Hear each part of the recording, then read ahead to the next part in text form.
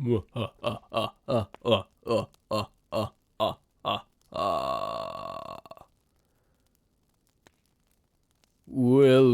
friends. Welcome. Welcome, friends, welcome to Gothic Ghost Stories. Hi, with me, Luke. Hello. Hello, everyone. Lovely to see you all in the chat. Hi, Gentleman Drill, thank you for the super chat. Hi, Luke. It's 9 p.m. here and it's not even dark outside yet. What a mood killer, but oh well. I'm still, as always, really excited for today's story. Just draw those curtains, Gentleman Drill. Draw those curtains and set the mood. I am aware that for many people watching this in the US, this is not a remotely spooky time of day. So, here in the UK, night is just falling. So, let's all try and channel that twilight falling into darkness kind of energy. Visible Wizard, thank you also. Thank you for giving up your free time to put these on and keep the masses entertained. It means a lot to a lot of people in these difficult times. Shucks, had to read that comment quickly because it contained praise. Jay Hill says, Luke, don't jump scare us like that. Well, I am sorry. But I thought we should start with a in a spooky kind of way. Okay, so welcome along. If this is your first time watching one of these streams, then welcome. It's exactly what it sounds like. We're going to read a spooky story, a Gothic ghost story. And the one we're reading on this stream is absolutely bonkers. I cannot wait to read it. It is quite something. It is called The Beast with 5 Fingers. It is by W.F. Harvey. The format for first-time viewers is we will read a little bit. We take regular breaks to check in with the chat, see what we think of the story as it's progressing, see if we can guess where it's going. Fran Fry says, in Germany it's 9 p.m, but it's still bright outside. Oh my gosh. Sorry, I'm just looking out a window here at the failing light. Just Me Desi 13 says, I'd already fallen asleep, but luckily set an alarm, so I made it anyway. Welcome along, everybody. Cool. We can hear the fireside crackling sound from the definitely real fireplace. So, let me tell you a little bit about the author. This story is by one W.F. Harvey. Born 14th April 1885. Died 4th of June 1937. An English writer of short stories, most notably in the macabre and horror genres. Best known stories are August Heat and The Beast with 5 Fingers. This story that we're about to read was adapted into a movie, a black and white horror movie in, I think, 1940. And when that happened, it provoked a lot of extra interest in his earlier work. So it's kind of the film that brought him to wider attention, I suppose. But anyway, this is something of a classic. I'm really, really keen to see what everybody makes of it. Lindsay Langdon says, must be warm in that room with that definitely real fireplace. It is. It is warm here in the UK, which is, consider that a disclaimer for possible visible sweating on this stream. We'll see how it goes. But then it is also like a frightening story, So I could very plausibly be fear sweating. So no judgment. And speaking of disclaimers, we'll do the normal disclaimer that we do on these streams, which is that we read these stories for a good time because we appreciate the craft and writing the horror stories. But of course, when we read these older stories, sometimes the real horror are Victorian, or in this case, I suppose, Edwardian, attitudes to such things as, all sorts, really. Women, gender, sexuality, race, nationality. Take your pick. Colonialism. But there we go.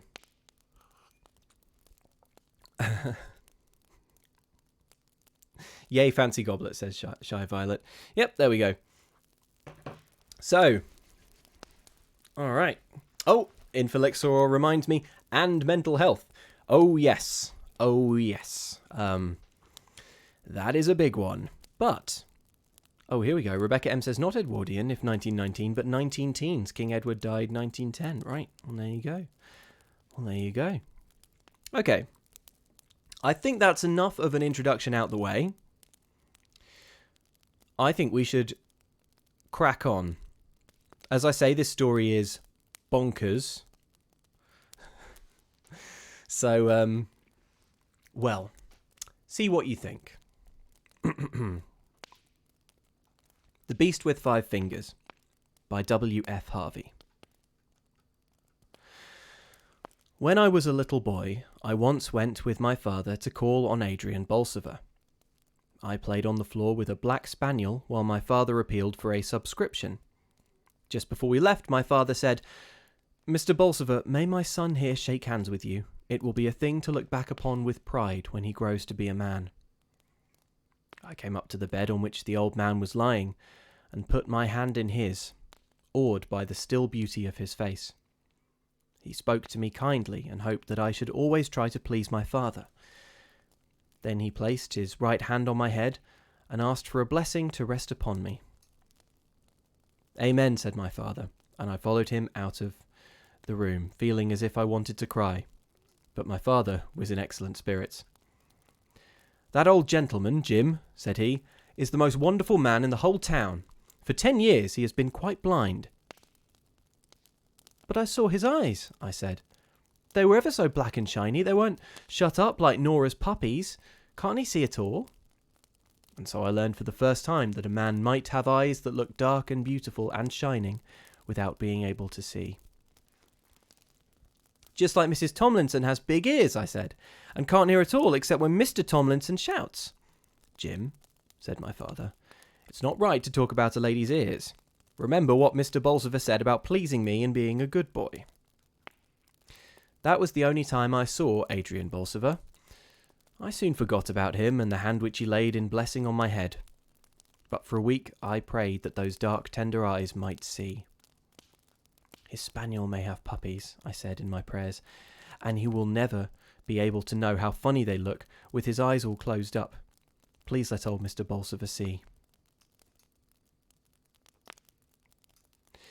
Adrian Bolsover, as my father had said, was a wonderful man. He came of an eccentric family.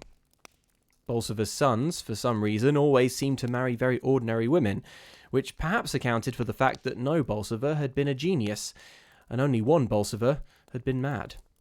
But they were great champions of little causes, generous patrons of odd sciences, founders of querulous sects, trustworthy guides to the bypass meadows of erudition.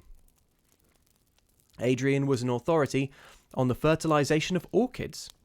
He had held at one time the family living at Bolsover Conyers, until a congenital weakness of the lungs obliged him to seek a less rigorous climate in the sunny south coast watering place where I had seen him. Occasionally he would relieve one or other of the local clergy.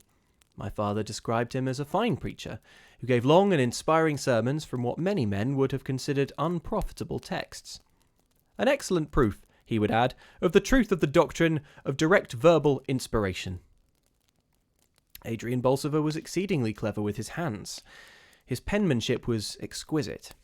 He illustrated all his scientific papers, made his own woodcuts, and carved the reredos that is at present the chief feature of interest in the church at Bolsover Conyers. He had an exceedingly clever knack in cutting silhouettes for young ladies, and paper pigs and cows for little children, and made more than one complicated wind instrument of his own devising. When he was 50 years old, Adrian Bolsover lost his sight. In a wonderfully short time he had adapted himself to the new conditions of life. He quickly learned to read Braille. So marvellous indeed was his sense of touch that he was still able to maintain his interest in botany. The mere passing of his long supple fingers over a flower was sufficient means for its identification, though occasionally he would use his lips. I have found several letters of his among my father's correspondence. In no case was there anything to show that he was afflicted with blindness, and this in spite of the fact that he exercised undue economy in the spacing of lines. Towards the close of his life, the old man was credited with powers of touch that seemed almost uncanny. It has been said that he could tell at once the colour of a ribbon placed between his fingers. My father would neither confirm nor deny the story. That's the end of part 1, so let's take a small break there. We've been introduced to Adrian Bolsover, an eccentric orchid fertilization expert. Nimbletack says, this guy sounds awesome. Yeah, I agree. FF says, what does cutting silhouette mean? Cutting silhouette, I believe, is the practice of basically cutting out a black piece of paper to make a sort of flawless silhouette shadow shape of a person. It's pretty difficult because you have to, you have to have a very, very keen perception of a person's outline and then cut that out of a piece of paper with tiny scissors. So I think it is just to once again illustrate quite how skilled he is with his hands. Danny McNamara, though, says, the ribbon thing isn't the most exhilarating of talents. I don't know, I think it'd be pretty good if you gave someone a ribbon, a blind person a ribbon, and were like, what colour's this? And they were like, purple. Well, I'd be impressed. Okay, now that was the end of part 1, but wasn't terribly long, so I think we should crack on. All right.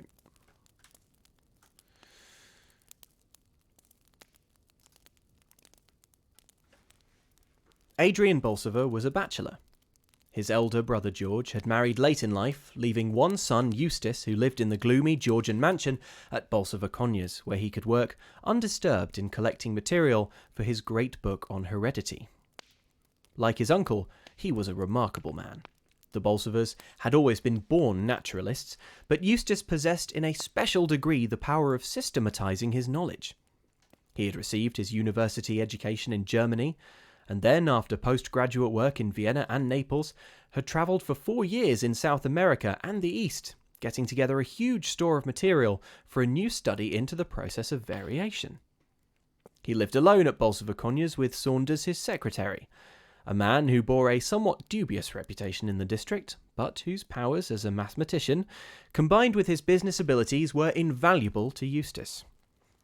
Uncle and nephew saw little of each other. The visits of Eustace were confined to a week in the summer or autumn, long weeks that dragged almost as slowly as the bath chair in which the old man was drawn along the sunny seafront.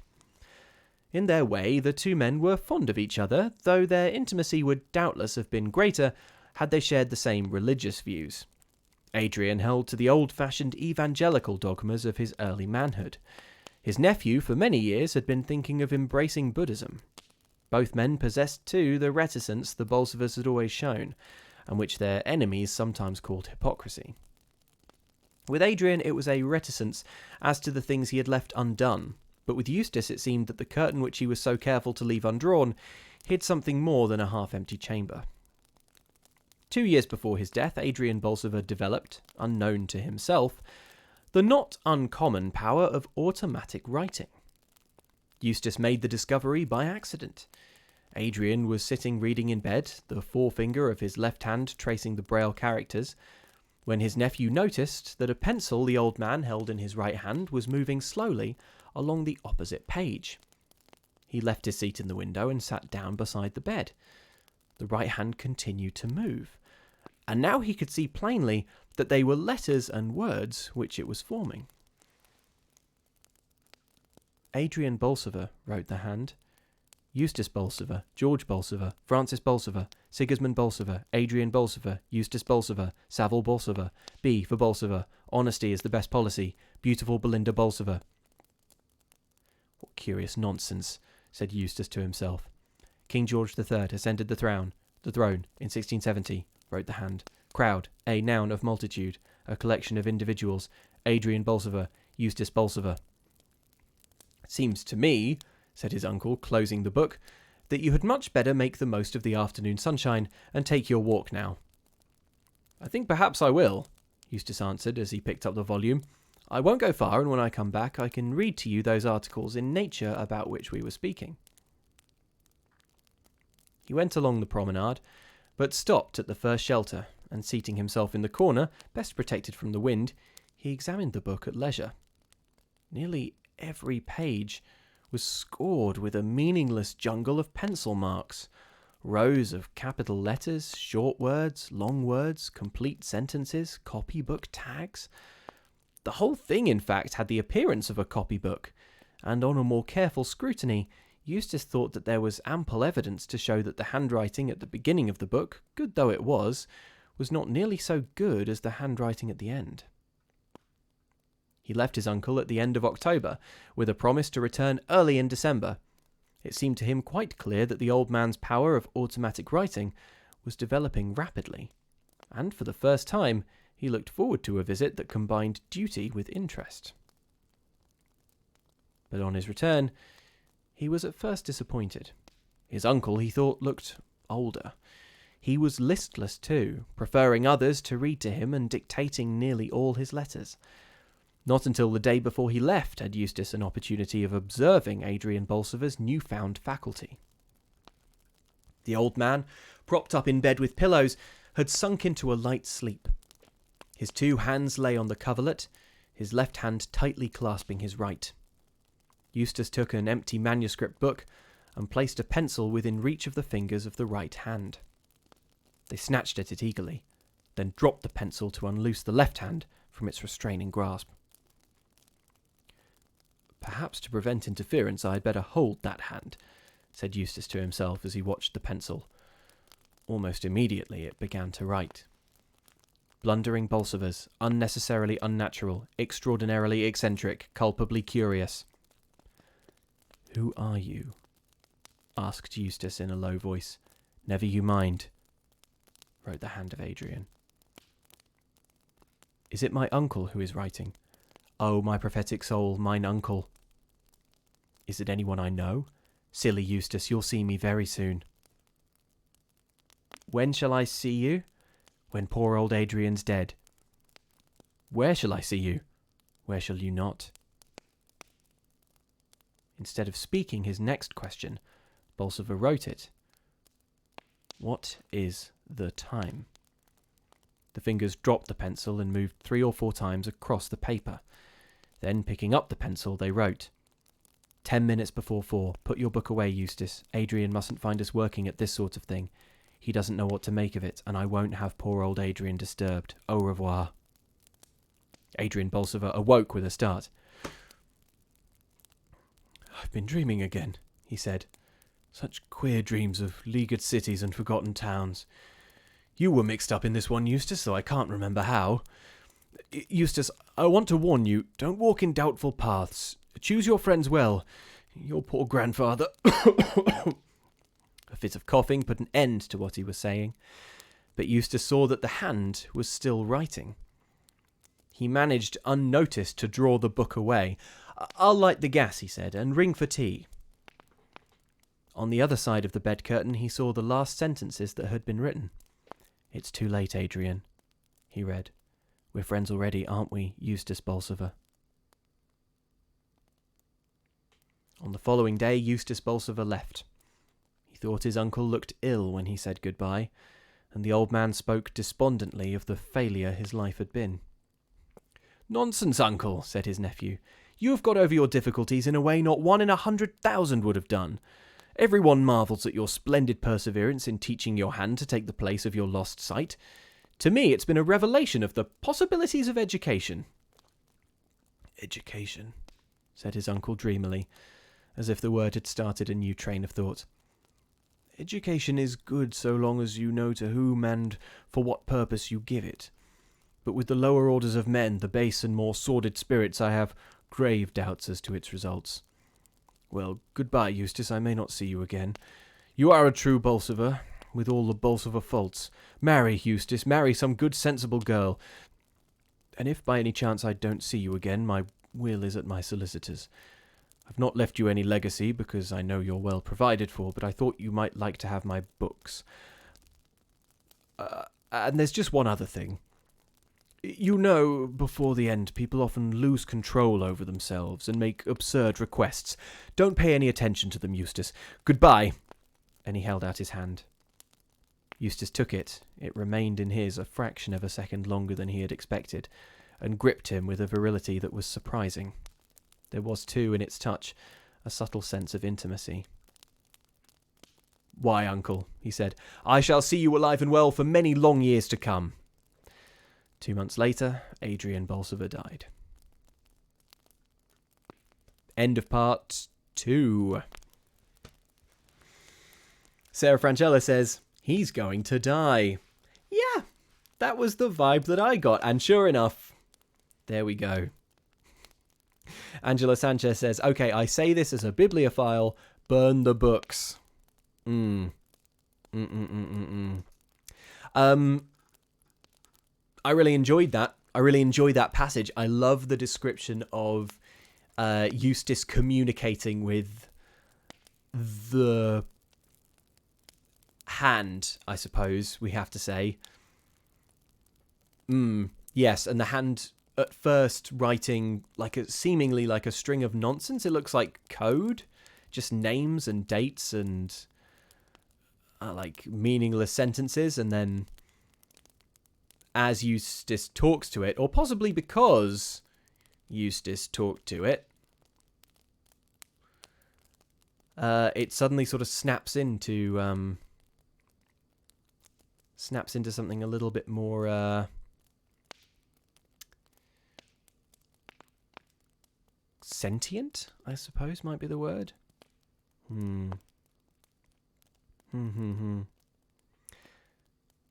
There we go.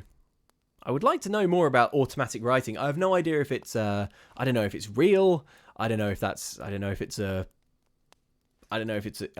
says not uncommon in the story, but I don't know. I would be fascinated to know if that really is common, or if there's something more to it. It seems so odd.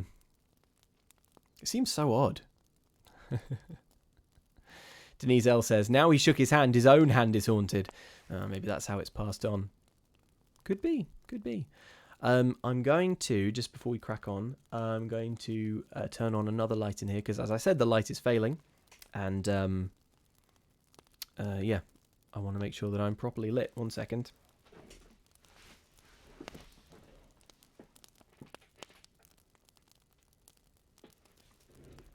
Okay, there we go. Oh, that might be a bit too much.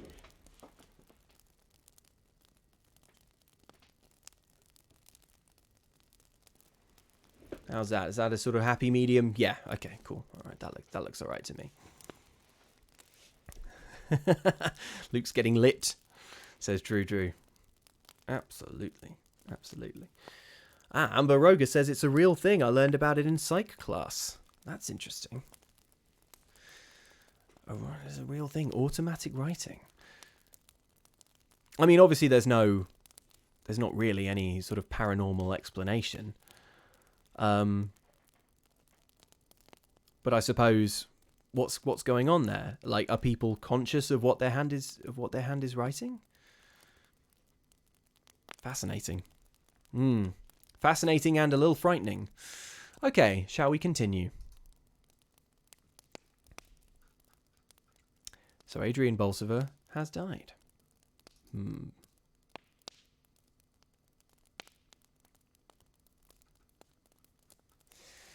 Eustace Bolsover was in Naples at the time. He read the obituary notice in the Morning Post on the day announced for the funeral. "Poor old fellow," he said. "I wonder where I shall find room for all his books." The question occurred to him again with greater force when, 3 days later, he found himself standing in the library at Bolsover Conyers. A huge room built for use, and not for beauty, in the year of Waterloo by a Bolsover who was an ardent admirer of the great Napoleon. It was arranged on the plan of many college libraries, with tall projecting bookcases forming deep recesses of dusty silence, fit graves for the old hates of forgotten controversy, the dead passions of forgotten lives. At the end of the room, behind the bust of some unknown 18th century divine, an ugly iron corkscrew stair led to a shelf-lined gallery. Nearly every shelf was full. "I must talk to Saunders about it," said Eustace. "I suppose that it will be necessary to have the billiard room fitted up with bookcases." The two men met for the first time after many weeks in the dining room that evening. "Hello," said Eustace, standing before the fire with his hands in his pockets. "How goes the world, Saunders? Why these dress togs?" He himself was wearing an old shooting jacket. He did not believe in mourning, as he had told his uncle on his last visit, and though he usually went in for quiet-coloured ties, he wore this evening one of an ugly red in order to shock Morton the butler, and to make them thrash out the whole question of mourning for themselves in the servants' hall. Eustace was a true Bolsover. "The world," said Saunders, "goes the same as usual, confoundedly slow. The dress togs are accounted for by an invitation from Captain Lockwood to bridge." "How are you getting there?" "I've told your coachman to drive me in your carriage. Any objection?" "Oh, dear me, no. We've had all things in common for far too many years for me to raise an objection at this hour of the day." "You'll find your correspondence in the library," went on Saunders. "Most of it I've seen to. There are a few private letters I haven't opened. There's also a box with a rat or something inside it that came by the evening post. Very likely it's a six-toed albino. I didn't look because I didn't want to mess up my things, but I should gather from the way it's jumping about that it's pretty hungry." "Oh, I'll see to it," said Eustace, "while you and the captain earn an honest penny." Dinner over and Saunders gone, Eustace went into the library. Though the fire had been lit, the room was by no means cheerful. "We'll have all the lights on at any rate," he said as he turned the switches. "And Morton," he added when the butler brought the coffee, "get me a screwdriver or something to undo this box. Whatever the animal is, he's kicking up the deuce of a row. What is it? Why are you dawdling?" "If you please, sir, when the postman brought it, he told me that they'd bored the holes in the lid at the post office. There were no breathing holes in the lid, sir, and they didn't want the animal to die. That is all, sir." "It's culpably careless of the man, whoever he was," said Eustace as he removed the screws. "Packing an animal like this in a wooden box with no means of getting air. Confound it all, I meant to ask Mordaunt to bring me a cage to put it in. Oh, now I suppose I shall have to get one myself." He placed a heavy book on the lid, from which the screws had been removed, and went into the billiard room. As he came back into the library with an empty cage in his hand, he heard the sound of something falling, and then of something scuttling along the floor. "Bother it, the beast got out. How in the world am I to find it again in this library?" To search for it did indeed seem hopeless. He tried to follow the sound of the scuttling in one of the recesses where the animal seemed to be running behind the books in the shelves, but it was impossible to locate it. Eustace resolved to go on quietly reading. Very likely the animal might gain confidence and show itself. Saunders seemed to have dealt in his usual methodical manner with most of the correspondence. There were still the private letters. What was that? 2 sharp clicks, and the lightning in the hideous candelabra that hung from the ceiling suddenly went out. "I wonder if something has gone wrong with the fuse," said Eustace as he went to the switches by the door. Then he stopped. There was a noise at the other end of the room, as if something was crawling up the iron corkscrew stair. "If it's gone into the gallery," he said, "well and good." He hastily turned on the lights, crossed the room, and climbed up the stair. But he could see nothing. His grandfather had placed a little gate at the top of the stair, so that children could run and romp in the gallery without fear of accident. This Eustace closed, and having considerably narrowed the circle of his search, returned to his desk by the fire. How gloomy the library was! There was no sense of intimacy about the room. The few busts that an 18th century Bolsover had brought back from the Grand Tour might have been in keeping in the old library. Here they seemed out of place. They made the room feel cold, in spite of the heavy red damask curtains and great gilt cornices. With a crash, 2 heavy books fell from the gallery to the floor. Then, as Bolsover looked, another, and yet another. "Very well, you'll starve for this, my beauty," he said. "We'll do some little experiments on the metabolism of rats deprived of water. Go on, chuck them down. I think I've got the upper hand." He turned once again to his correspondence. The letter was from the family solicitor. It spoke of his uncle's death and of the valuable collection of books that had been left to him in the will. "There was one request," he read, "which certainly came as a surprise to me. As you know, Mr. Adrian Bolsover had left instructions that his body was to be buried in as simple a manner as possible at Eastbourne. He expressed a desire that there should be neither wreaths nor flowers of any kind, and hoped that his friends and relatives would not consider it necessary to wear mourning. The day before his death, we received a letter cancelling these instructions. He wished his body to be embalmed. He gave us the address of the man we were to employ, Pennifer of Ludgate Hill, with orders that his right hand was to be sent to you, stating that it was at your special request. The other arrangements as to the funeral remained unaltered. "Good Lord!" said Eustace. "What in the world was the old boy driving at? And what in the name of all that's holy is that?" Someone was in the gallery. Someone had pulled the cord attached to one of the blinds, and it had rolled up with a snap. Someone must be in the gallery, for a second blind did the same. Someone must be walking round the gallery, for one after the other the blinds sprang up, letting in the moonlight. "I haven't got to the bottom of this yet," said Eustace, "but I will do before the night is very much older," and he hurried up the corkscrew stair. He had just got to the top when the lights went out a second time, and he heard again the scuttling along the floor. Quickly he stole on tiptoe in the dim moonshine in the direction of the noise, feeling as he went for one of the switches. His fingers touched the metal knob at last. He turned on the electric light.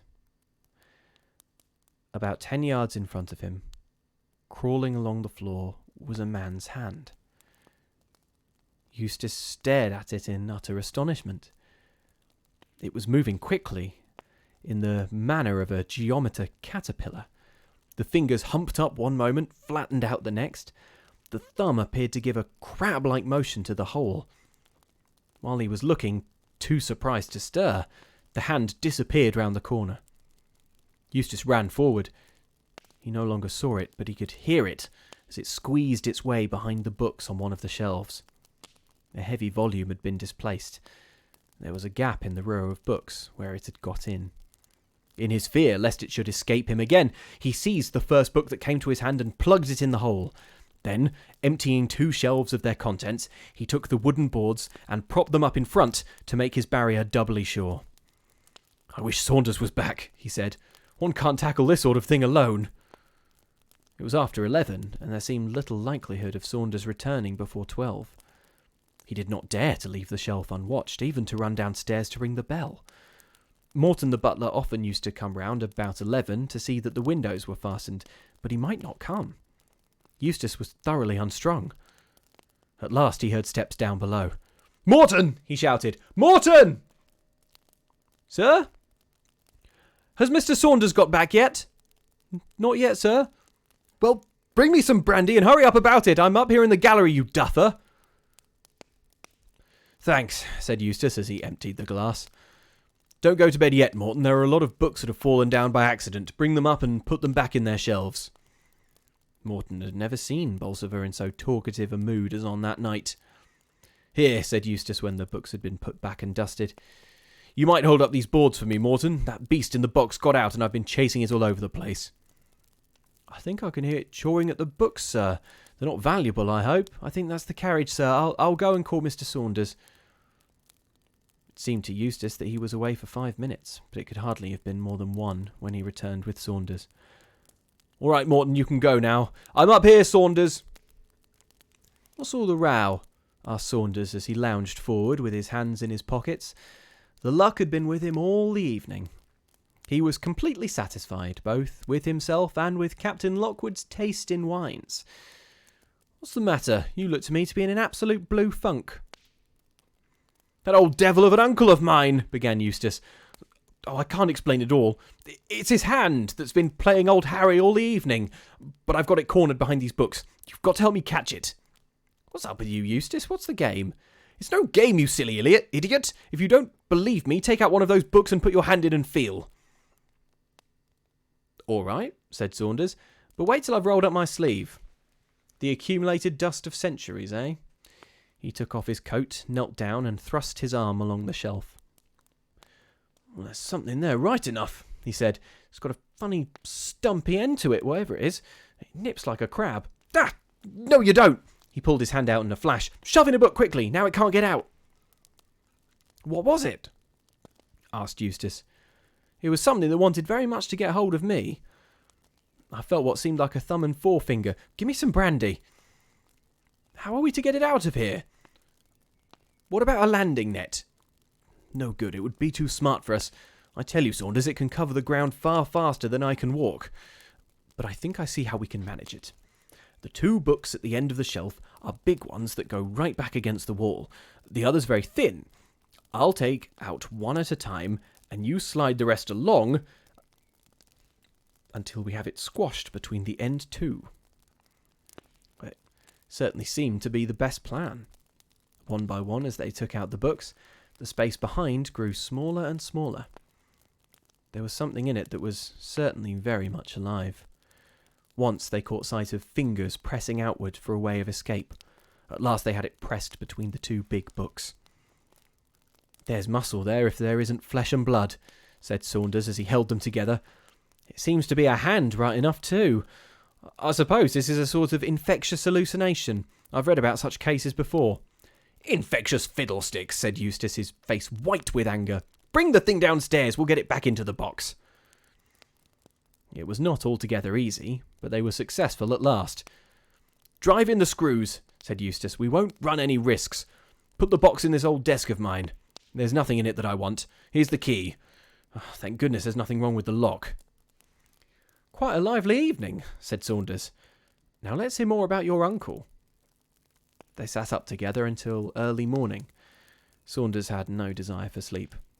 Eustace was trying to explain and to forget, to conceal from himself a fear that he had never felt before, the fear of walking alone down the long corridor to his bedroom. And that is the end of that section. What did we think of that? What did we think of that? So, there's a hand loose in the library. Mats Gudlarak says, "Brandy seems to be a cure for everything here." Yeah, Tom Benoit, Brandy is the hero of the story. Yeah, absolutely. And Rogue Monitor says, "Brandy is an appropriate reaction." Yeah, I like that. I like Saunders comes up and finds Eustace up there, like, "There's a hand got loose. Help me catch the hand." And Saunders is like, Give me brandy and we'll catch the hand." There's something about the description of the 2 of them trying to trap the hand in a bookcase that is really treading a fine line between, like, horror and, like, Laurel and Hardy. Do you know what I mean? Like, there's something. It's reading this. I just thought, like, this is like a comic routine. Denise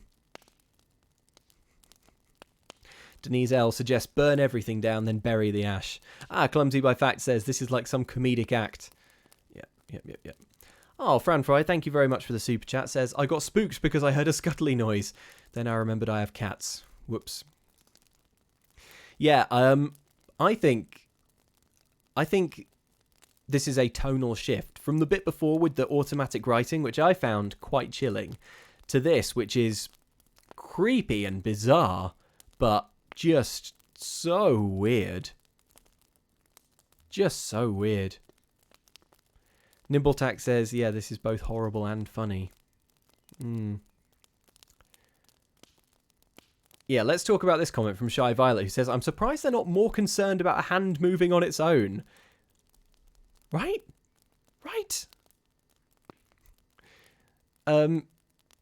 Yeah, just like they're just, "Oh, it's a hand. I suppose, it was the olden times. So, who knows? Maybe it was more commonplace to, like they hadn't even discovered every continent yet.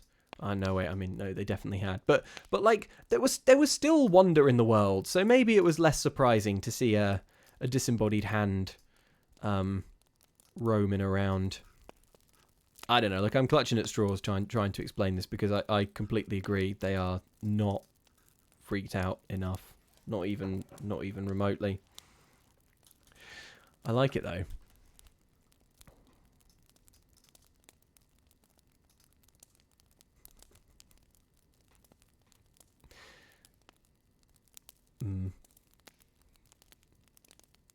Charles Snow says, kind of reminds me of Idle Hands, the movie, or Thing from the Addams Family.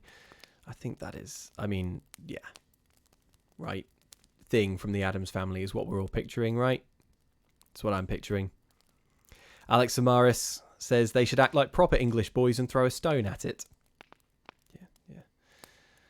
Yeah.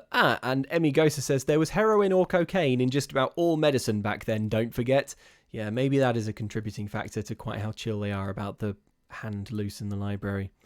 Will Holland says, this is kind of a weird question, but would the hand bleed? Would the hand bleed? I mean, I guess there was blood in it at one point.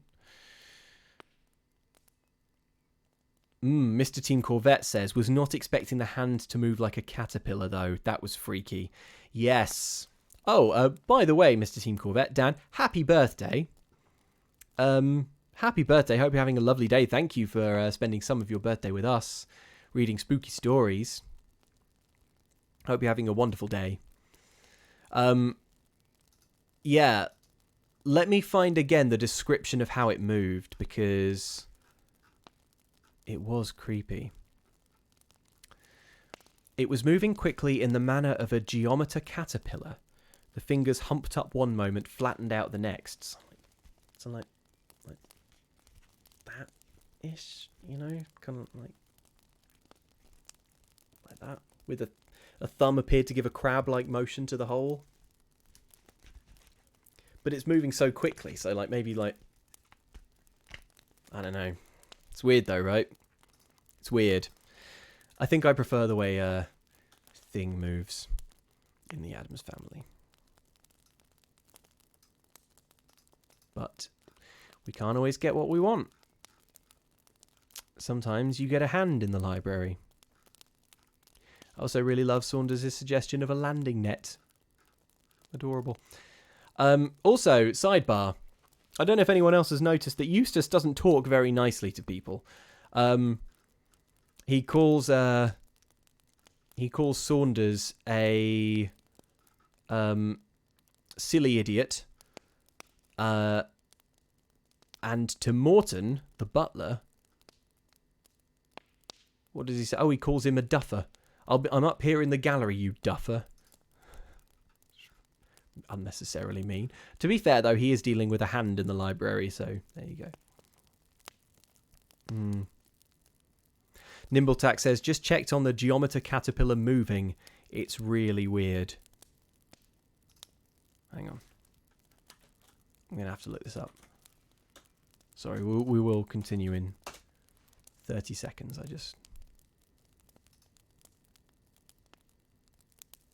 Geometer moth larva.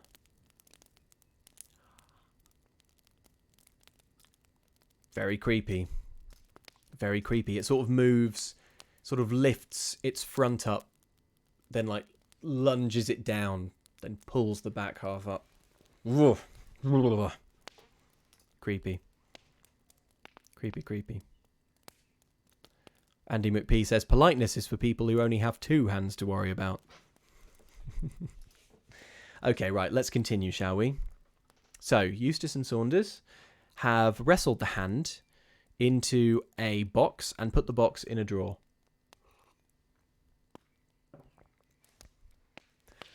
Whatever it was, said Eustace to Saunders on the following morning, I propose that we drop the subject. There's nothing to keep us here for the next 10 days. We'll motor up to the lakes and get some climbing. And see nobody all day and sit bored to death with each other every night? Not for me, thanks. Why not run up to town? Run's the exact word in this case, isn't it? We're both in such a blessed funk. Pull yourself together, Eustace, and let's have another look at the hand. As you like, said Eustace. There's the key. They went into the library and opened the desk. The box was as they had left it on the previous night. What are you waiting for? Asked Eustace. I'm waiting for you to volunteer to open the lid. However, since you seem to funk it, allow me. There doesn't seem to be the likelihood of any rumpus this morning, at all events." He opened the lid and picked out the hand. "Cold?" asked Eustace. "Tepid. A bit below blood heat by the feel. Soft and supple too. If it's the embalming, it's a sort of embalming I've never seen before. Is it your uncle's hand?" "Oh yes, it's his all right," said Eustace. "I should know those long thin fingers anywhere. Put it back in the box, Saunders. Never mind about the screws. I'll lock the desk so that there'll be no chance of it getting out. We'll compromise by motoring up to town for a week. If we get off soon after lunch, we ought to be at Grantham or Stamford by night." "Right," said Saunders. "And tomorrow? Oh, well, by tomorrow we shall have forgotten all about this beastly thing." If, when the morrow came, they had not forgotten, it was certainly true that at the end of the week they were able to tell a very vivid ghost story at the little supper Eustace gave on Halloween. "You don't want us to believe that it's true, Mr. Bolsover. How perfectly awful." "I'll take my oath on it, and so would Saunders here, wouldn't you, old chap?" "Any number of oaths," said Saunders. "It was a long, thin hand, you know, and it gripped me just like that." "Don't, Mr. Saunders, don't! How perfectly horrid! Now tell us another one, do. Only a really creepy one, please." "Here's a pretty mess," said Eustace on the following day as he threw a letter across the table to Saunders. "It's your affair, though. Mrs. Merritt, if I understand it, gives a month's notice." "Oh, that's quite absurd on Mrs. Merritt's part," Saunders replied. "She doesn't know what she's talking about. Let's see what she says." "Dear Sir," he read, "this is to let you know that I must give you a month's notice, as from Tuesday the 13th. For a long time I've felt the place too big for me, but when Jane Parfitt and Emma Laidlaw go off with scarcely as much as an if you please, after frightening the wits out of the other girls so they can't turn out a room by themselves or walk alone down the stairs for fear of treading on half-frozen toads or hearing it run along the passages at night, all I can say is that it's no place for me. So I must ask you, Mr. Bolsover, sir, to find a new housekeeper that has no objection to large and lonely houses, which some people do say, not that I believe them for a minute, my poor mother always having been a Wesleyan, are haunted. Yours faithfully, Elizabeth Merritt. P.S. I should be obliged if you would give my respects to Mr. Saunders. I hope that he won't run no risks with his cold." "Saunders," said Eustace, "you've always had a wonderful way with you in dealing with servants. You mustn't let poor old Merritt go." "Of course she shan't go," said Saunders. "She's probably only angling for a rise in salary. I'll write to her this morning." "No, there's nothing like a personal interview. We've had enough of town. We'll go back tomorrow, and you must work your cold for all it's worth. Don't forget that it's got onto the chest and will require weeks of feeding up and nursing." "All right, I think I can manage Mrs. Merritt." But Mrs. Merritt was more obstinate than he had thought. She was very sorry to hear of Mr. Saunders's cold and how he lay awake all night in London coughing. Very sorry indeed. She'd change his room for him gladly and get the south room aired. And wouldn't he have a basin of hot bread and milk last thing at night? But she was afraid that she would have to leave at the end of the month. "Try it with an increase of salary," was the advice of Eustace. It was no use. Mrs. Merritt was obdurate, though she knew of a Mrs. Handyside who had been housekeeper to Lord Cargrave, who might be glad to come at the salary mentioned. "What's the matter with the servants, Morton?" asked Eustace that evening when he brought the coffee into the library. "What's all this about Mrs. Merritt wanting to leave?" "If you please, sir, I was going to mention it myself. I have a confession to make, sir. When I found your note asking me to open that desk and take out the box with the rat, I broke the lock as you told me, and was glad to do it, because I could hear the animal in the box making a great noise, and I thought it wanted food. So I took out the box, sir, and got a cage, and was going to transfer it when the animal got away." "What in the world are you talking about? I never wrote any such note." "Excuse me, sir, it was the note I picked up here on the floor on the day you and Mr. Saunders left. I have it in my pocket now." It certainly seemed to be in Eustace's handwriting. It was written in pencil, and began somewhat abruptly. "Get a hammer, Morton," he read, "or some other tool, and break open the lock in the old desk in the library. Take out the box that is inside. You need not do anything else. The lid is already open. Eustace Bolsover. And you opened the desk. Yes, sir, and as I was getting the cage ready, the animal hopped out. What animal? The animal inside the box, sir. What did it look like? Well, sir, I couldn't tell you, said Morton nervously. My back was turned, and it was halfway down the room when I looked up. What was its colour? Asked Saunders. Black? Oh, no, sir, a greyish-white. It crept along in a very funny way, sir.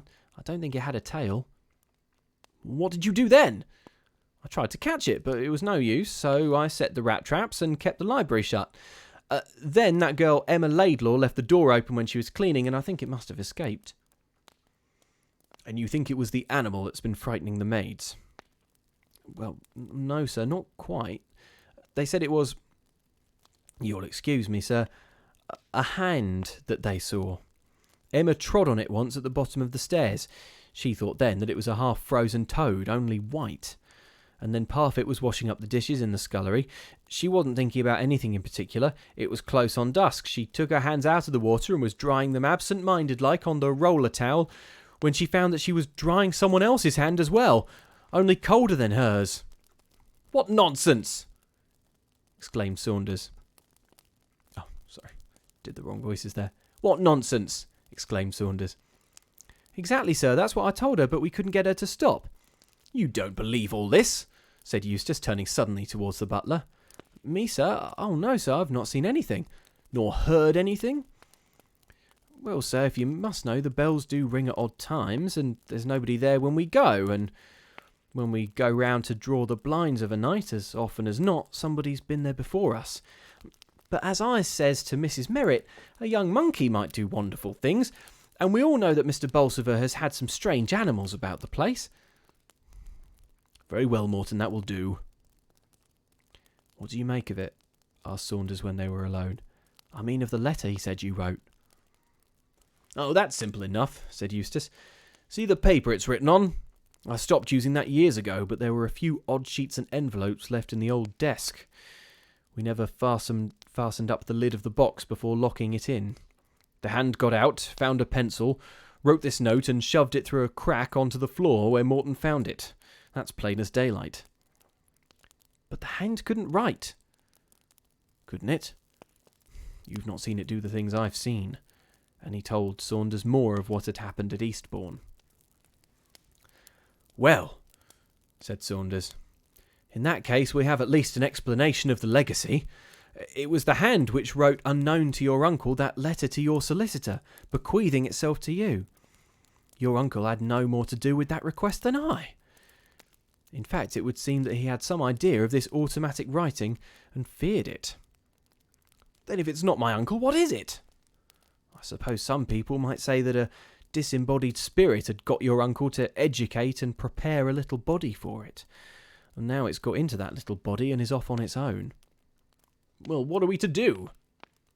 We'll keep our eyes open, said Saunders, and try to catch it. If we can't do that, we shall have to wait till the bally clockwork runs down. After all, it's flesh and blood. It can't live forever. For 2 days, nothing happened. Then Saunders saw it sliding down the banister in the hall. He was taken unawares and lost a full second before he started in pursuit, only to find that the thing had escaped him. 3 days later, Eustace, writing alone in the library at night, saw it sitting on an open book at the other end of the room. The fingers crept over the page, feeling the print as if it were reading. But before he had time to get up from his seat, it had taken the alarm and was pulling itself up the curtains. Eustace watched it grimly as it hung onto the cornice with 3 fingers, flicking thumb and forefinger at him in an expression of scornful derision. I know what I'll do, he said.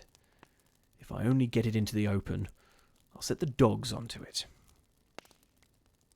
He spoke to Saunders of the suggestion. It's a jolly good idea, he said. Only we won't wait till we find it out of doors.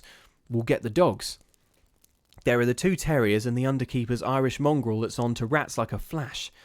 Your spaniel has not got spirit enough for this sort of game.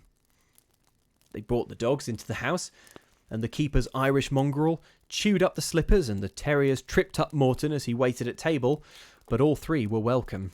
Even false security is better than no security at all. For a fortnight, nothing happened. Then the hand was caught, not by the dogs, but by Mrs. Merritt's grey parrot. The bird was in the habit of periodically removing the pins that kept its seed and water tins in place, and of escaping through the holes in the side of the cage. When once at liberty, Peter would show no inclination to return, and would often be about the house for days. Now, after 6 consecutive weeks of captivity, Peter had again discovered a new means of unloosing his bolts, and was at large, exploring the tapestried forests of the curtains and singing songs in praise of liberty from cornice and picture rail. "It's no use your trying to catch him," said Eustace to Mrs. Merritt as she came into the study one afternoon towards dusk with a step-ladder. "You'd much better leave Peter alone. Starve him into surrender, Mrs. Merritt, and don't leave bananas and seed about for him to peck at when he fancies he's hungry. You're far too soft-hearted." "Well, sir, I see he's right out of reach now on that picture rail, so if you wouldn't mind closing the door, sir, when you leave the room, I'll bring his cage in tonight and put some meat inside it. He's that fond of meat, though it does make him pull out his feathers to suck the quills. They do say that if you cook—" "Never mind that, Mrs. Merritt," said Eustace, who was busy writing. "That will do. I'll keep an eye on the bird." There was silence in the room, unbroken but for the continuous whisper of his pen. "Scratch poor Peter," said the bird. "Scratch poor old Peter. Be quiet, you beastly bird. Poor old Peter, scratch poor Peter, do. I'm more likely to wring your neck if I get hold of you." He looked up at the picture rail, and there was the hand, holding on to a hook with 3 fingers, and slowly scratching the head of the parrot with the 4th. Eustace ran to the bell and pressed it hard, then across to the window, which he closed with a bang. Frightened by the noise, the parrot shook its wings, preparatory to flight, and as it did so, the fingers of the hand got hold of it by the throat. There was a shrill scream from Peter as he fluttered across the room, wheeling round in circles that ever descended, borne down under the weight that clung to him. The bird dropped at last quite suddenly, and Eustace saw fingers and feathers rolled into an inextricable mass on the floor. The struggle abruptly ceased as finger and thumb squeezed the neck. The bird's eyes rolled up to show the whites, and there was a faint half-choked gurgle. But before the fingers had time to loose their hold, Eustace had them in his own. "Send Mr. Saunders here at once," he said to the maid who came in answer to the bell. "Tell him I want him immediately." Then he went with the hand to the fire. There was a ragged gash across the back where the bird's beak had torn it, but no blood oozed from the wound. He noticed with disgust that the nails had grown long and discoloured. "I'll burn the beastly thing," he said, but he could not burn it. He tried to throw it into the flames, but his own hands, as if restrained by some old primitive feeling, would not let him. And so Saunders found him, pale and irresolute, with the hand still clasped tightly in his fingers. "I've got it at last," he said in a tone of triumph. "Good. Let's have a look at it." "Not when it's loose. Get me some nails and a hammer and a board of some sort." "Can you hold it all right?" "Yes, the thing's quite limp. Tired out with throttling poor old Peter, I should say." "And now," said Saunders when he returned with the things, "what are we going to do?" "Drive a nail through it first so that it can't get away. Then we can take our time over examining it." "Do it yourself," said Saunders. "I don't mind helping you with guinea pigs occasionally when there's something to be learned, partly because I don't fear a guinea pig's revenge. This thing's different. All right, you miserable skunk. I won't forget the way you've stood by me." He took up a nail, and before Saunders had realised what he was doing, had driven it through the hand, deep into the board. "Oh, my aunt!" he giggled hysterically. "Look at it now!" For the hand was writhing in agonised contortions, squirming and wriggling upon the nail like a worm upon the hook. "Well," said Saunders, "you've done it now. I'll leave you to examine it. Don't go, in heaven's name. Cover it up, man, cover it up. Shove a cloth over it, here." And he pulled off the antimacassar from the back of a chair and wrapped the board in it. Now get the keys from my pocket and open the safe. Chuck the other things out. Oh, Lord, it's getting itself into frightful knots. Open it quick. He threw the thing in and banged the door. We'll keep it in there till it dies, he said.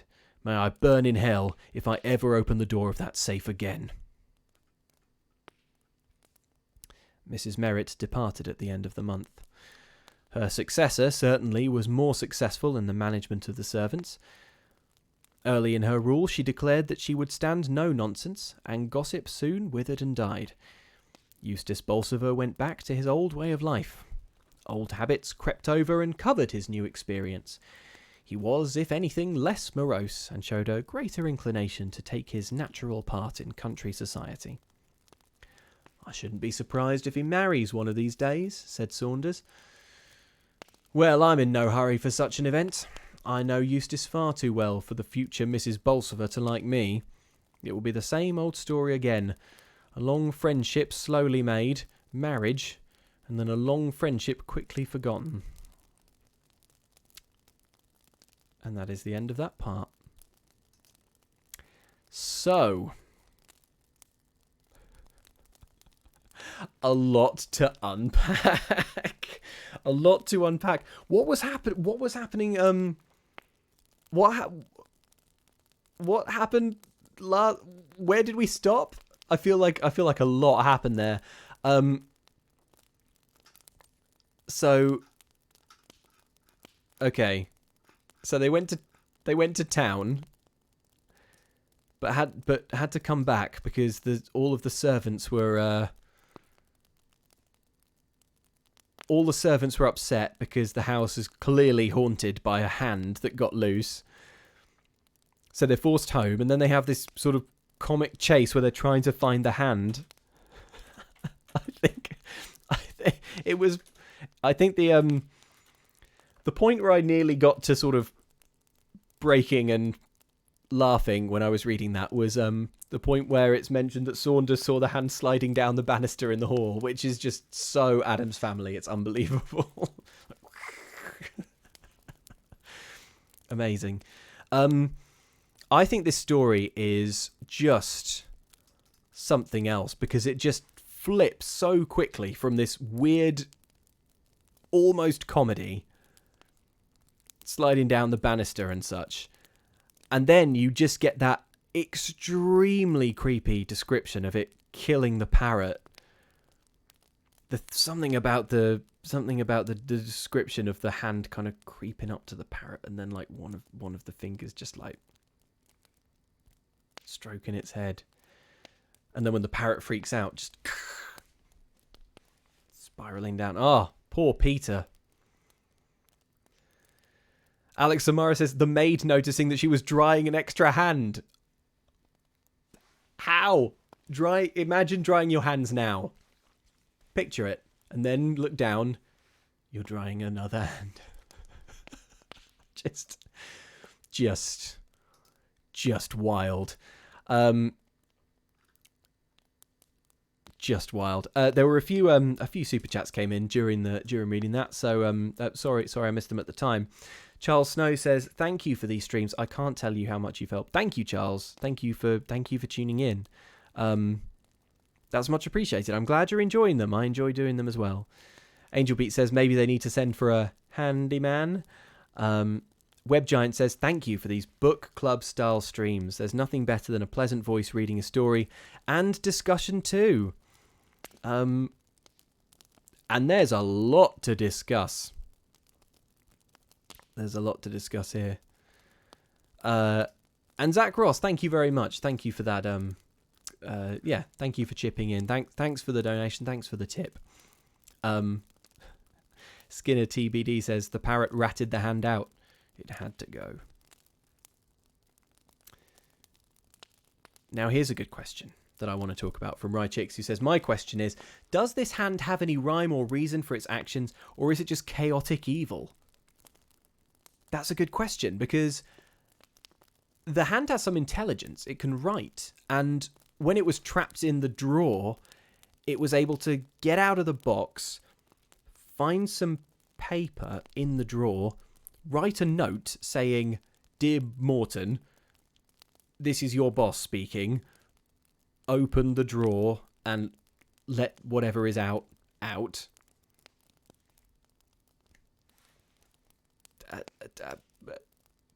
But and yet it just seems to be behaving in such a random, unpredictable way. So yeah, what do we think? I want to get some opinions on this actually. Chaotic evil, or is the hand working towards some kind of grand plan? That's my question. Swooping is bad says, the hand is misunderstood in my opinion. He just wanted a friend. He could have been a great friend if given the chance. Oh. Eloquence Winters, it has a kooky sense of humour. It's pranking people.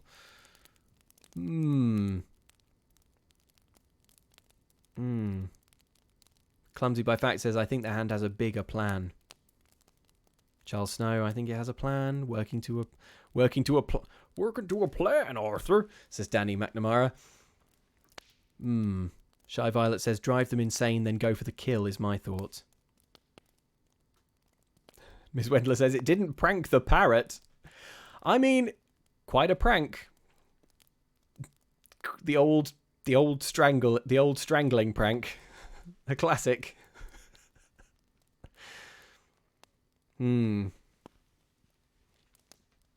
Alejandro Garcia, hard to understand the psychology of something with no brain. Yeah. All right. So yeah. So the story is kind of weirdly comic as they're like chasing this hand around the house. Then it kills the bird, which is written so unpleasantly and creepily. Then it switches kind of back to comic as they catch it, and there's that sort of entertaining exchange when they're when Eustace is like, let's hammer it to a thing, and Saunders is like, you do it, I'm not doing it. There's that brilliant line. Where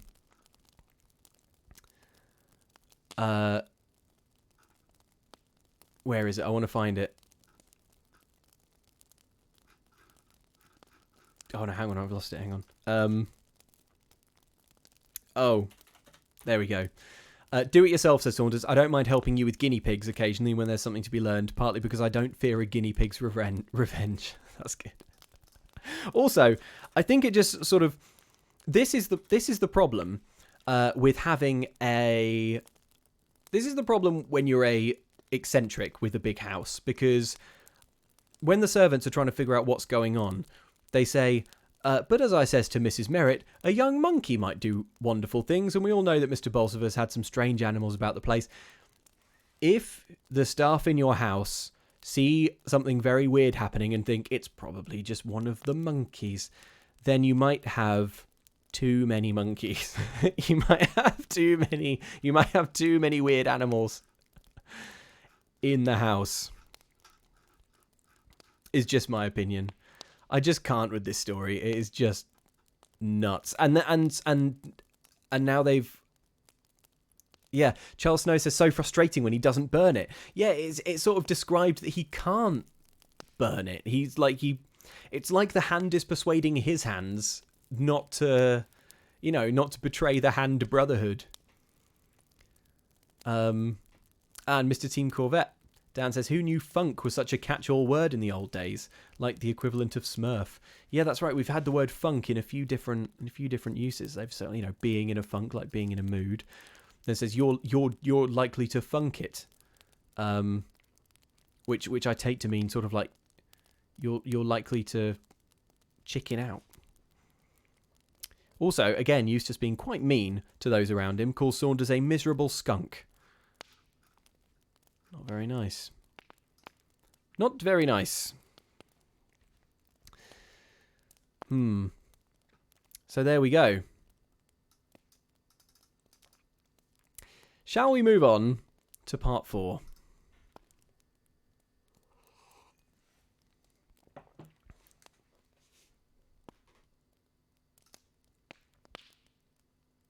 Let's do it.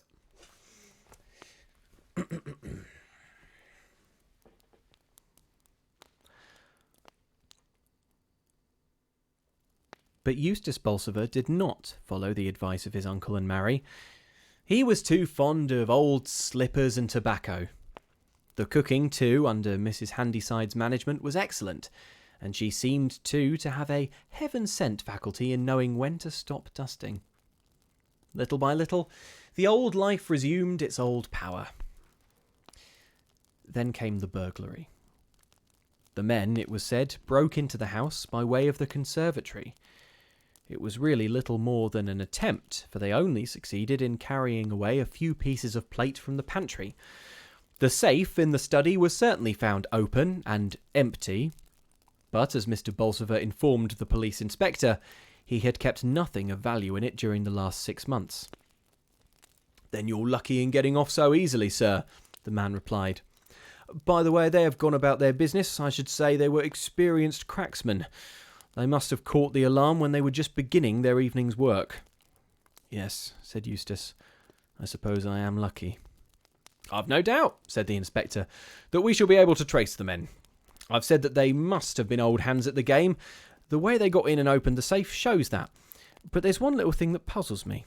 One of them was careless enough not to wear gloves, and I'm bothered if I know what he was trying to do.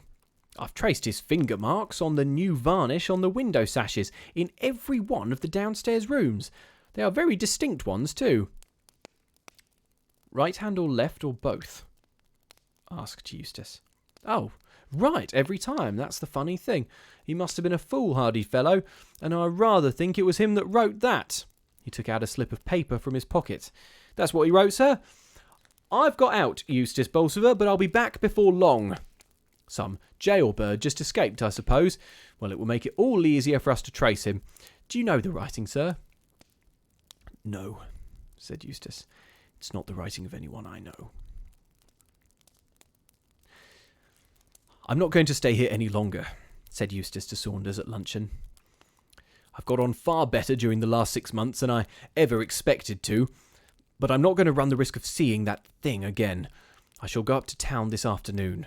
Get Morton to put my things together and join me with the card at Brighton on the day after tomorrow. And bring the proofs of those 2 papers with you. We'll run over them together." "How long are you going to be away?" "I can't say for certain, but be prepared to stay for some time. We've stuck to work pretty closely through the summer, and I for one need a holiday. I'll engage the rooms at Brighton. You'll find it best to break the journey at Hitchin. I'll wire to you there at the Crown to tell you the Brighton address." The house he chose at Brighton was in a terrace. He had been there before. It was kept by his old college gyp, a man of discreet silence, who was admirably partnered by an excellent cook.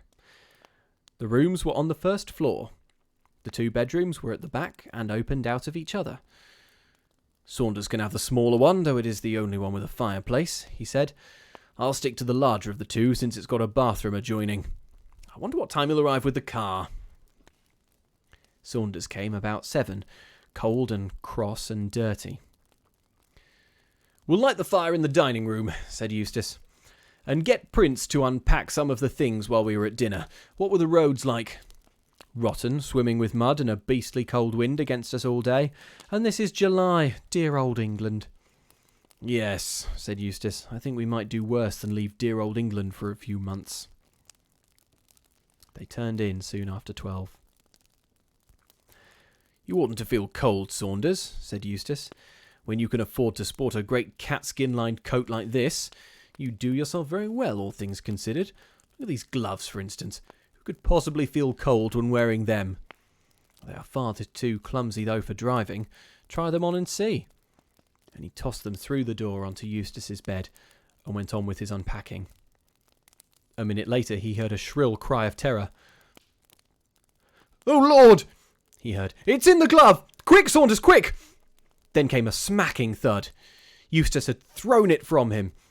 "I've chucked it into the bathroom," he gasped. "It's hit the wall and fallen into the bath. Come now if you want to help." Saunders, with a lighted candle in his hand, looked over the edge of the bath. There it was, old and maimed, dumb and blind, with a ragged hole in the middle, crawling, staggering, trying to creep up the slippery sides only to fall back helpless. Stay there, said Saunders. I'll empty a collar box or something and we'll jam it in. It can't get out while I'm away. Yes, it can, shouted Eustace. It's getting out now. It's climbing up the plug chain. No, you brute, you filthy brute, you don't. Come back, Saunders, it's getting away from me. I can't hold it, it's all slippery. Curse its claw. Shut the window, you idiot. The top too, as well as the bottom. You utter idiot, it's got out.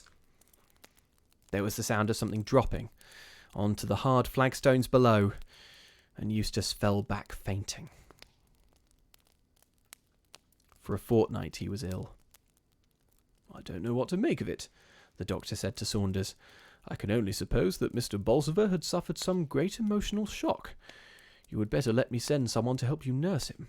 And by all means indulge that whim of his never to be left alone in the dark. I would keep a light burning all night if I were you. But he must have more fresh air. It's perfectly absurd, this hatred of open windows. Eustace, however, would have no one with him but Saunders. I don't want the other men, he said. They'd smuggle it in somehow, I know they would. Don't worry about it, old chap. This sort of thing can't go on indefinitely. You know, I saw it this time as well as you. It wasn't half so active. It won't go on living much longer, especially after that fall. I heard it hit the flags myself. As soon as you're a bit stronger, we'll leave this place. Not bag and baggage, but with only the clothes on our backs, so that it won't be able to hide anywhere. We'll escape it that way. We won't give any address, and we won't have any parcel sent after us. Cheer up, Eustace. You'll be well enough to leave in a day or two. The doctor says I can take you out in a chair tomorrow. What have I done? Asked Eustace. Why does it come after me? I'm no worse than any other man. I'm no worse than you, Saunders. You know I'm not. It was you who were at the bottom of that dirty business in San Diego, and that was 15 years ago. It's not that, of course, said Saunders. We are in the 20th century, and even the parsons have dropped the idea of your old sins finding you out. Before you caught the hand in the library, it was filled with pure malevolence, to you and to all mankind. After you spiked it through with that nail, it naturally forgot about other people and concentrated its attention on you. It was shut up in the safe, you know, for nearly 6 months. That gives plenty of time for thinking of revenge. Eustace Bolsover would not leave his room, but he thought there might be something in Saunders' suggestion to leave Brighton without notice. He began rapidly to regain his strength. We'll go on the 1st of September, he said. The evening of August 31st was oppressively warm. Though at midday the windows had been wide open, they had been shut an hour or so before dusk. Mrs. Prince had long since ceased to wonder at the strange habits of the gentleman on the first floor. Soon after their arrival, she had been told to take down the heavy window curtains in the 2 bedrooms, and day by day the rooms had seemed to grow more bare. Nothing was left lying about. Mr. Bolsover doesn't like to have any place where dirt can collect, Saunders had said as an excuse. He likes to see into all the corners of the room. Couldn't I open the window just a little? He said to Eustace that evening. We're simply roasting in here, you know. No, leave well alone. We're not a couple of boarding school misses fresh from a course of hygiene lectures. Get the chessboard out. They sat down and played. At 10 o'clock, Mrs. Prince came to the door with a note. I'm sorry I didn't bring it before, she said, but it was left in the letterbox. Open it, Saunders, and see if it wants answering. It was very brief. There was neither address nor signature. Will 11 o'clock tonight be suitable for our last appointment? Who is it from? Asked Bolsover. It was meant for me, said Saunders. There's no answer, Mrs. Prince, and he put the paper into his pocket. A dunning letter from a tailor. I suppose he must have got wind of our leaving. It was a clever lie, and Eustace asked no more questions. They went on with their game. On the landing outside, Saunders could hear the grandfather clock whispering the seconds, blurting out the quarter hours. Check, said Eustace. The clock struck 11. At the same time, there was a gentle knocking on the door. It seemed to come from the bottom panel. Who's there? Asked Eustace. There was no answer. Mrs. Prince, is that you? She's up above, said Saunders. I can hear her walking about the room. Then lock the door, bolt it to. Your move, Saunders. While Saunders sat with his eyes on the chessboard, Eustace walked over to the window and examined the fastenings. He did the same in Saunders's room and the bathroom. There were no doors between the 3 rooms, or he would have shut and locked them too. Now, Saunders, he said, don't stay all night over your move. I've had time to smoke 1 cigarette already. It's bad to keep an invalid waiting. There's only one possible thing for you to do. What was that? The ivy blowing against the window. There, it's your move now, Eustace. It wasn't the ivy, you idiot. It was someone tapping at the window. And he pulled up the blind. On the outer side of the window, clinging to the sash, was the hand. What is that it's holding? It's a pocket knife. It's going to try to open the window by pushing back the fastener with the blade. Well, let it try, said Eustace. Those fasteners screw down, they can't be opened that way. Anyhow, we'll close the shutters. It's your move, Saunders. I've played. But Saunders found it impossible to fix his attention on the game. He could not understand Eustace, who seemed all at once to have lost his fear. What do you say to some wine? He asked. You seem to be taking things coolly, but I don't mind confessing that I'm in a blessed funk. You've no need to be. There's nothing supernatural about that hand, Saunders. I mean, it seems to be governed by the laws of time and space. It's not the sort of thing that vanishes into thin air or slides through oaken doors. And since that's so, I defy it to get in here. We'll leave the place in the morning. I, for one, have bottomed the depths of fear. Fill your glass, man. The windows are all shuttered. The door is locked and bolted. Pledge me my Uncle Adrian. Drink, man. What are you waiting for? Saunders was standing with his glass half raised. It can get in, he said hoarsely. It can get in. We've forgotten. There's the fireplace in my bedroom. It will come down the chimney. Quick, said Eustace as he rushed into the other room. We haven't a minute to lose. What can we do? Light the fire, Saunders. Give me a match, quick. They must all be in the other room. I'll get them. Hurry, man, for goodness sake. Look in the bookcase. Look in the bathroom. Here.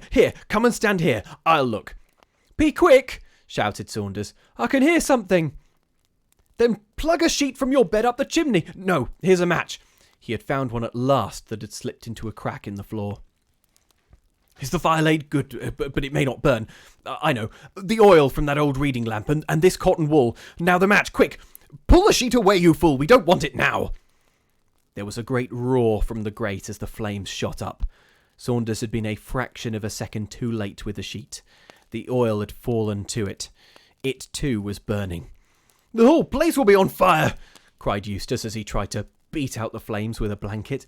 It's no good. I can't manage it. You must open the door, Saunders, and get help. Saunders ran to the door and fumbled with the bolts. The key was stiff in the lock. Hurry! Shouted Eustace. The whole place is ablaze! The key turned in the lock at last. For half a second, Saunders stopped to look back. Afterwards, he could never be quite sure as to what he had seen, but at the time he thought that something black and charred was creeping slowly, very slowly, from the mass of flames towards Eustace Bolsover. For a moment he thought of returning to his friend, but the noise and the smell of the burning sent him running down the passage, crying, Fire! Fire! He rushed to the telephone to summon help, and then back to the bathroom. He should have thought of that before, for water. As he burst open the bedroom door, there came a scream of terror, which ended suddenly, and then the sound of a heavy fall.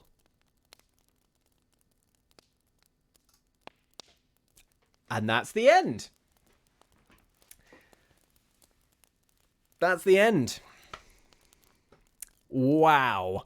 What an ending, right? It all kicked off.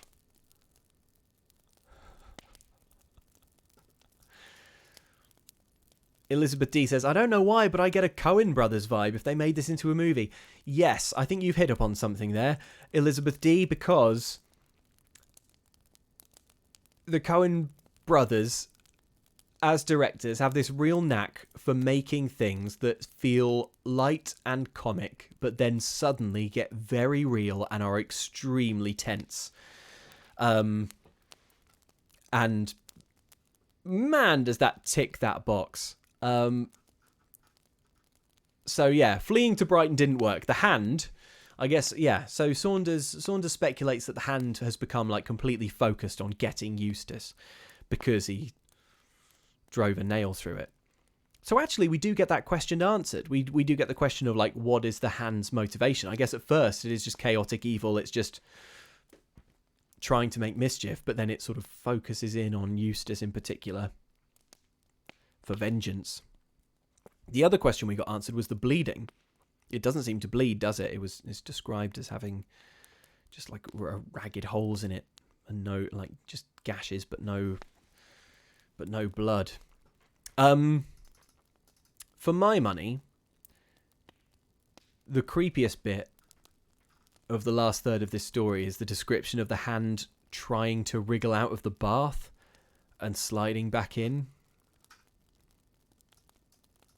That creeped me out a lot. LeBlanc says this was definitely the best one so far. Nick Jeffrey, thank you very much for the super chat, says a big hand for Luke. Very good, very good. And Lucas Petrie, very generous, thank you, says, another stream I unfortunately couldn't watch live because it's during work, but another thanks for these streams for you while I can hop on and offer it. So looking forward to catching this VOD later while I'm in my online TT session, Luke. And thank you, Amadeus121, that's really nice as well. Fran Fry says, this one was bonkers. I loved it a lot. Twists and turns in the feeling of it, and I enjoyed the writing. Thank you, Luke, for another great storytelling. Thank you for watching and listening along. I want to know what everyone thought of this one. Nimbletack says, another one to freak out us arachnophobes.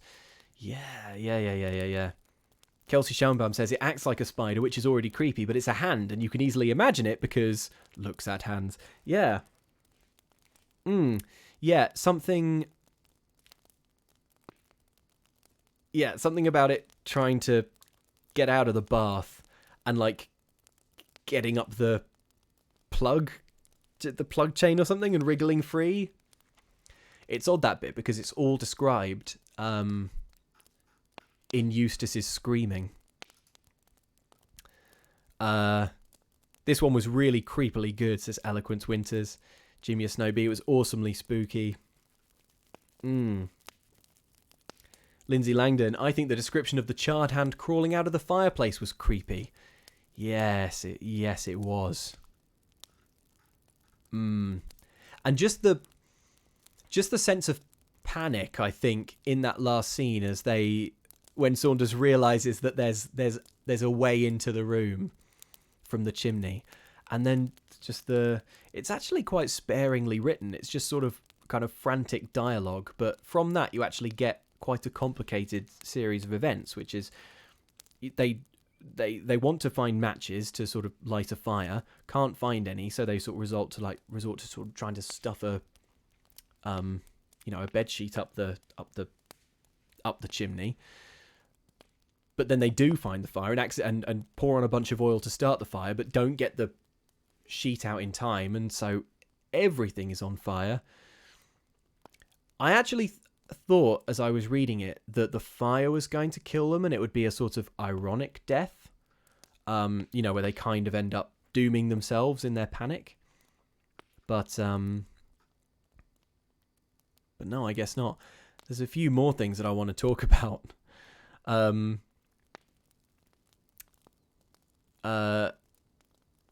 One thing is Eustace. What does he say? I want to find the exact phrase.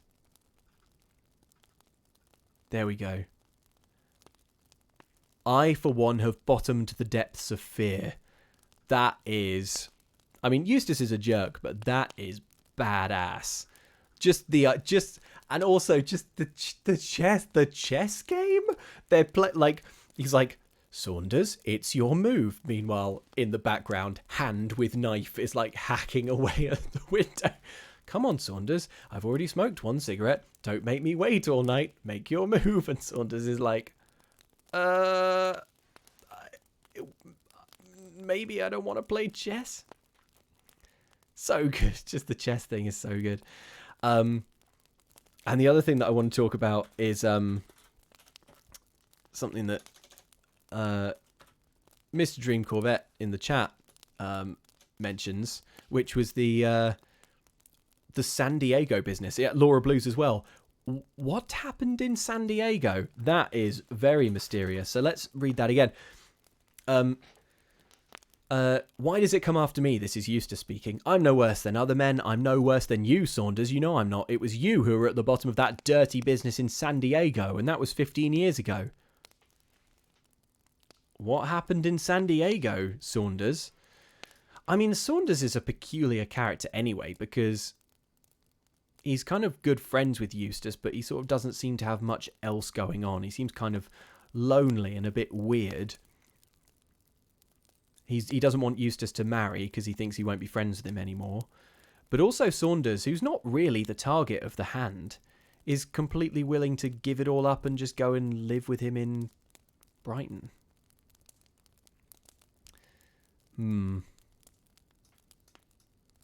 Saunders is the agent of the hand, says Drew. Now that's a theory.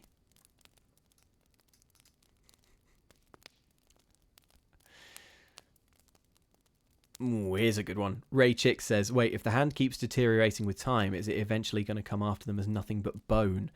Yeah. Do we think that the hand is done at this point? Do we think that the hand gets its revenge and then burns up in the fire?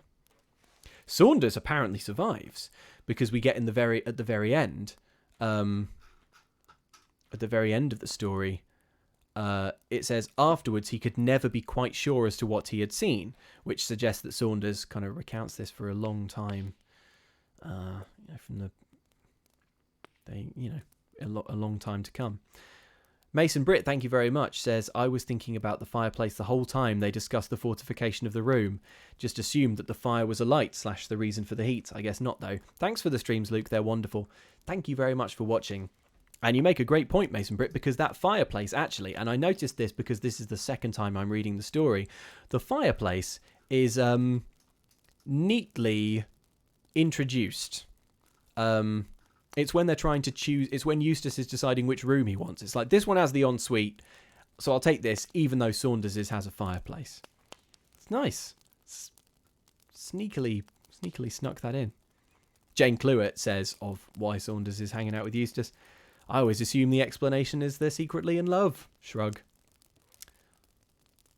I think we should go for... You know what? I'm totally up for headcanoning that. Except for the fact that Eustace is not very nice to Saunders. So, there we go. So, yeah. Cool old story, that. The Beast with 5 Fingers. Creepy stuff.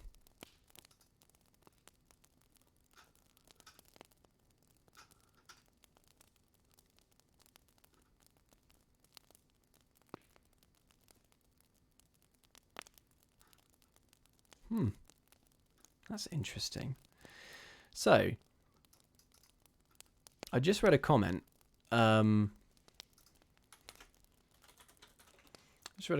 Rebecca M, who is presumably reading along as well, who says, is the hand done? Not according to the Australian Gutenberg edition. So, yeah, I was reading this on Gutenberg, but not the Australian site. And I've just quickly looked that up. And yeah, there were a few extra paragraphs at the end in this different version. So I wonder if perhaps the version of the story that I was reading was cut slightly short. So I think, thanks to Rebecca M's comment there, we may have lucked into a little bit of closure on the story, which is cool. Amazing. Okay, do we want this? Do we want to hear the end? Yeah, that is a conclusion if you ask me, what we had. But yeah, we've got there's a little epilogue in the this different version that I find online. So, yeah. Okay, right. Everyone's psyched for that. Yes, more hand. Okay, so yeah, we get a little clap. All right. Well, let's consider this a reward for everyone who stuck around after the story was done. Thanks, Rebecca M. Yeah. MVP finding that. Here we go. All right. Didn't think I'd have to get back into reading mode again.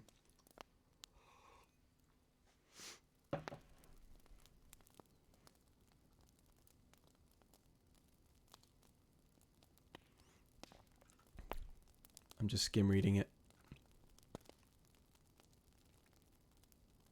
All right, here we go. This is the story which I heard on successive Saturday evenings from the senior mathematical master at a second-rate suburban school. For Saunders has had to earn a living in a way which other men might reckon less congenial than his old manner of life.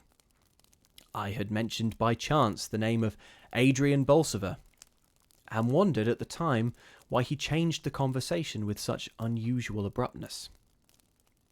A week later, Saunders began to tell me something of his own history. Sordid enough, though shielded with a reserve I could well understand, for it had to cover not only his failings but those of a dead friend. Of the final tragedy he was at first especially loath to speak, and it was only gradually that I was able to piece together the narrative of the preceding pages. Saunders was reluctant to draw any conclusions. At one time he thought that the fingered beast had been animated by the spirit of Sigismund Bolsover, a sinister 18th century ancestor, who, according to legend, built and worshipped in the ugly pagan temple that overlooked the lake. At another time, Saunders believed the spirit to belong to a man whom Eustace had once employed as a laboratory assistant. A black-haired, spiteful little brute, he said, who died cursing his doctor because the fellow couldn't help him to live to settle some paltry score with Bolsover. From the point of view of direct contemporary evidence, Saunders' story is practically uncorroborated. All the letters mentioned in the narrative were destroyed, with the exception of the last note which Eustace received, or rather, which he would have received had not Saunders intercepted it. That I have seen myself. The handwriting was thin and shaky, the handwriting of an old man. I remember the Greek E was used in appointment. A little thing that amused me at the time was that Saunders seemed to keep the note pressed between the pages of his Bible. I had seen Adrian Bolsover once. Saunders I learnt to know well. It was by chance, however, and not by design, that I met a third person of the story, Morton, the butler. Saunders and I were walking in the zoological gardens one Sunday afternoon, when he called my attention to an old man who was standing before the door of the reptile house. "Why, Morton," he said, clapping him on the back, "how is the world treating you?" "Poorly, Mr. Saunders," said the old fellow, though his face lighted up at the greeting. "The winters drag terribly nowadays. There don't seem no summers or springs. You haven't found what you were looking for, I suppose?" "No, sir, not yet, but I shall some day. I always told them that Mr. Bolsover kept some queer animals." "And what is he looking for?" I asked when we had parted from him. "A beast with 5 fingers," said Saunders. "This afternoon, since he has been in the reptile house, I suppose it will be a reptile with a hand. Next week it will be a monkey with practically no body. The poor old chap is a born materialist." The end.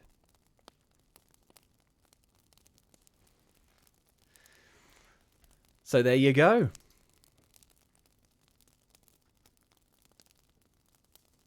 There you go. Incredible. Wow, a little bonus epilogue. That's amazing. So, we don't find out what happened in San Diego. No light shone on that at all, except that Saunders has this kind of shady past. Yeah. I guess we get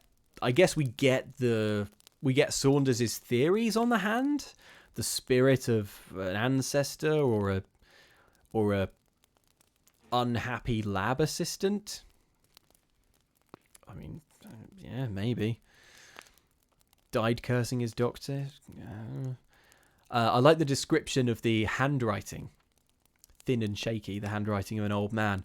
And I like the little note that Saunders keeps, that note that he kept from keeps the note pressed between the pages of his Bible. That's nice. And Morton, poor old Morton, as if he hadn't had enough to put up with in his career, is now spends his frail dotage searching for a beast with 5 fingers. Next week it will be a monkey with practically no body. The poor old chap is a born materialist. So I suppose we're to read into that Morton is sort of driven... something is driven insane by the sort of search for closure. Everyone seems to have a tough time after all this, says Laura Dealey. Yeah, I think that's it. Well, Rebecca M, champion for finding that little extra epilogue, and there I thought we were done. Odysseus says San Diego has a famous zoo, right? Yeah, it does.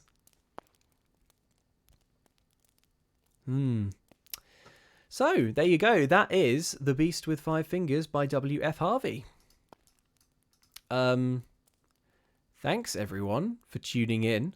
We'll do another one of these, same time next week. I hope everyone remembered their homework to rope in an unwilling friend to watch the live streams as well.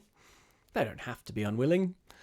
To spread the good word and such. Stevie Boy says we still don't know why any of this happens. Yeah, we've got no idea. Thank you everyone for tuning in. These are really fun. I tried my best to do some good voices with this one. Yeah, but we wanted to do it justice because it's a fun story. A really weird, fun story. Funny, creepy. I think it's the only story we've read so far on these that has any kind of proper comic thread to it, and it really does. Just the hand going down the banister. Oh. Gentleman Drill says thank you again, Luke. You delivered. It's amazing. Thank you, Gentleman Drill. I think with these horror stories, the thing that I always go away wondering is what is the single thing from this story that I am going to unexpectedly, jarringly remember as I'm just going about my day? And I think with this one, it's going to be next time I dry my hands. So look forward, everyone, to the next time you dry your hands. And Lord knows at the moment there's an awful lot of the hand washing and the hand drying. So yeah. I think it's gonna be that, or possibly drawing the curtains. Let's do a little hand scratching at that thing. Cool. All right. Well, a great time. Jimmy Snowbee says thank you, Luke. Fun and spooky as well. Yep. Thank you very much. Thanks everyone for watching. Cool. All right. Well, tune in again next Thursday, same time, and yeah, we'll see you then. Take it easy, folks. Remain unhaunted. Bye. Oh, wait, hang on. I mean, bye.